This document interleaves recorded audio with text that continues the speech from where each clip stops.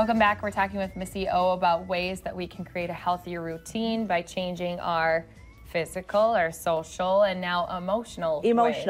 And a few months back, we talked about the 4 H's, the humor, heart, hope, and help.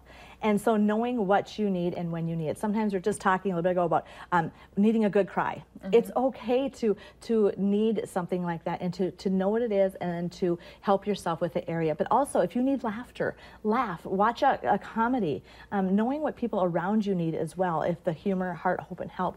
What do people need around you? Because if you see someone's down around you, what do they need and how can you fill that need for them?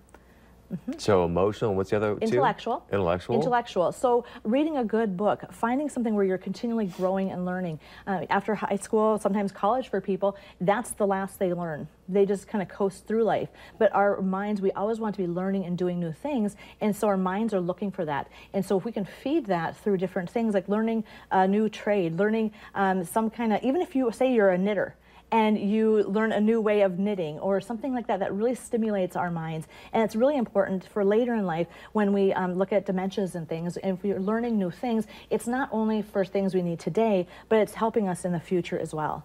Well, and that you can tie into doing it with people and their brains. It's beautiful if you can do it all together and bringing those things together. And we feel good after we do these things, and you wonder why. It's because we need these things. So what's the 5th one? The 5th one is sensory. And so if you think about sensory, people wonder, well, what is sensory? But it's actually touching, physically touching, hugging. It can be also things that you feel, like the sun. People say, why do people go away for the winter? I just need to feel the warmth. I need to feel the sun on my face. Those are things that when we say them, we don't really think about saying them, but they really hold an impact within who we are. So really, once again, listening to what your body and your mind, what you're saying and feeling, and then filling those needs. And something I find that really holds people back is they don't have, first of all, the awareness of what they need. And the second thing is they don't take time for themselves or care for themselves. I'll take care of that later. We'll go on a trip next year. Oh, I know I need to do this, but this is going on. And so really, it's important to take care of yourself, but to have the awareness of what's around you and what you need. How do you decide what kind of senses you do need?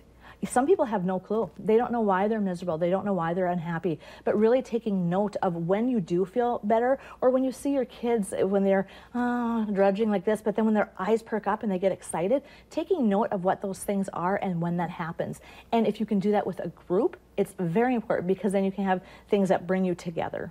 Yeah. Good stuff, Missy. Thank you very much. Appreciate it. All right, stay with us. We're talking about Make-A-Wish by using some unused airline miles right after this.